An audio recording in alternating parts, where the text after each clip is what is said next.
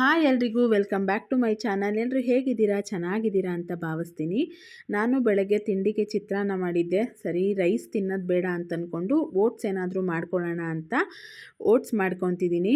1 glass ಹಾಲಿಗೆ 2 glass ನೀರು ಹಾಕ್ಕೊತಾ ಇದ್ದೀನಿ.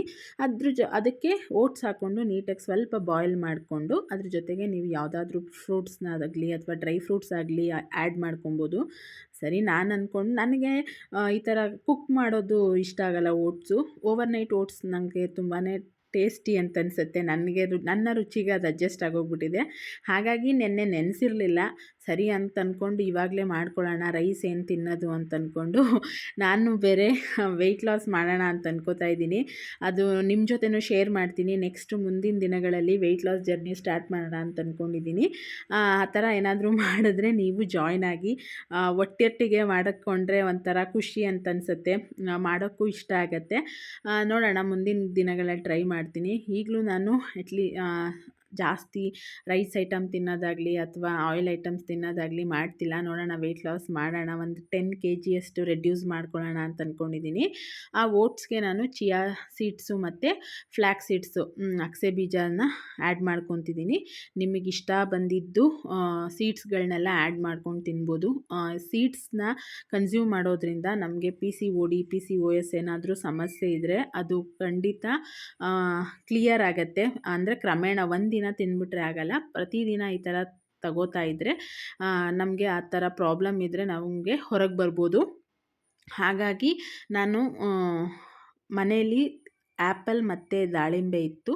ಸರಿ ಅದನ್ನು ಆ್ಯಡ್ ಮಾಡಿಕೊಂಡು ತಿಂತಾಯಿದ್ದೀನಿ. ಮತ್ತು ನಾನು ಸ್ವೀಟ್ಗೆ ಹನಿ ಆಗಲಿ ಅಥವಾ ಜಾಗರಿ ಪೌಡರ್ ಆಗಲಿ ಯಾವುದನ್ನು ಹಾಕ್ಕೋತಾ ಇಲ್ಲ. ಸಾಕು ನಂಗೆ ಅದೇ ಅನ್ನಿಸ್ತು. ಅದು ಅಲ್ಲದೆ ನನಗೆ ಇವಾಗ ಅಭ್ಯಾಸ ಆಗೋಗ್ಬಿಟ್ಟಿದೆ ತುಂಬ ಕಡಿಮೆ ಸ್ವೀಟ್ನ ತಿಂದು. ಇದ್ರ ಜೊತೆಗೆ ಬನಾನಾ ಇದ್ದು ಸ್ಮ್ಯಾಶ್ ಮಾಡಿ ಹಾಕ್ಕೊಂಡಿದ್ರೆ ಅದೇ ಸ್ವೀಟ್ ಜಾಸ್ತಿ ಅನಿಸುತ್ತೆ, ಚೆನ್ನಾಗಿರುತ್ತೆ. ನಾನು ಓವರ್ನೈಟ್ ಓಟ್ಸ್ ಮಾಡ್ಕೋವಾಗ ನಾನು ಹಾಗೆ ಮಾಡ್ತೀನಿ. ಚೆನ್ನಾಗಿ ಕಿವುಚ್ಕೊಂಡು ಆಮೇಲೆ ನೆನೆಸಿಡ್ತೀನಿ. ಬೆಳಗ್ಗೆ ಅಷ್ಟರಲ್ಲಿ ತುಂಬಾ ರುಚಿ ಇರುತ್ತೆ. ಸರಿ ಅಂತ ಅಂದ್ಕೊಂಡು TV ನೋಡಿಕೊಂಡು ತಿಂತಾಯಿದ್ದೆ ಓಟ್ಸು. ಸರಿ ನೈಟ್ ಬಾಕ್ಸ್ಗೆಲ್ಲ ಅದೇ ಮಕ್ಳಿಗೆ ಕೊಟ್ಟು ಕಳಿಸಿದ್ದೆ ಅಲ್ವಾ, ಇನ್ನು ನೈಟ್ ಒಂದೇ ಸ್ವಲ್ಪ ಅಡುಗೆ ಮಾಡ್ಕೊಳ್ಳೋದಿತ್ತಷ್ಟೇ. ಸರಿ ನೈಟ್ ಏನು ಅಡುಗೆ ಮಾಡೋಣ ಅಂತ ಯೋಚನೆ ಮಾಡ್ತಿದ್ದೆ. ಅಷ್ಟರಲ್ಲಿ ನಮ್ಮ ಮನೆಯವರು ಊರಿಂದ ತಂದಿದ್ದಿದ್ದು ನುಗ್ಗೆ ಸೊಪ್ಪಿತ್ತು. ಸರಿ ಅದನ್ನೇ ಮಾಡೋಣ ಅಂತ ಅಂದ್ಕೊಂಡು ನುಗ್ಗೆ ಸೊಪ್ಪಿಂದ ಎಷ್ಟೊಂದು ಅಡುಗೆಗಳನ್ನ ಮಾಡ್ಬೋದು. ಅದರಲ್ಲಿ ಜಾಸ್ತಿ ರೊಟ್ಟಿಗೆ ಯೂಸ್ ಮಾಡ್ತಾರೆ, ಮತ್ತು ನಮ್ಮ ಕಡೆ ಅಂತೂ ಬಸ್ಸಾರು ಮತ್ತು ಉಪ್ಸಾರು ಮಾಡ್ತಾರೆ. ಸೊ ನಾನು ಉಪ್ಸಾರು ಮಾಡೋಣ ಅಂತ ಅಂದ್ಕೊಂಡು ಮಾಡ್ತಿದ್ದೀನಿ. ಅವರೆಕಾಯಿ ಇತ್ತು. ಸರಿ ಅವರೆಕಾಯಿ ಜೊತೆಗೆ ಹಾಕಿದ್ರೆ ಚೆನ್ನಾಗಿರುತ್ತೆ ಉಪ್ಸಾರು ಅಂತ ಅಂದ್ಕೊಂಡು ನಮ್ಮ ಅತ್ತೆ ಕೊಟ್ಟು ಕಳಿಸಿದ್ರು. ಹಾಗಾಗಿ 2 ಮಾಡೋಣ ಚೆನ್ನಾಗಿರುತ್ತೆ ಅಂತ ಒಂದು ಕಡೆ ಅವರೆಕಾಯಿ ಮತ್ತು ಟೊಮೆಟೊನ ಬೇಯಿಸ್ಕೊತಿದ್ದೀನಿ. ಯಾಕಂದರೆ ಸೊಪ್ಪು ಬೇಗ ಬೆಂದೋಗ್ಬಿಡುತ್ತೆ. ಹಾಗಾಗಿ ಸರಿ ಅಂದ್ಕೊಂಡು ಈ ಕಡೆ ತಪ್ಪಲೆಯಲ್ಲಿ ಬೇಯಿಸ್ಕೊಳ್ಳೋಣ ಅಂತ. ಆವಾಗಿನ ಕಾಲದಲ್ಲೆಲ್ಲ ಸೊಪ್ಪನ್ನು ಅಂದರೆ ನುಗ್ಗೆ ಸೊಪ್ಪನ್ನ ವಾಶ್ ಮಾಡ್ತಾನೆ ಇರಲಿಲ್ಲ.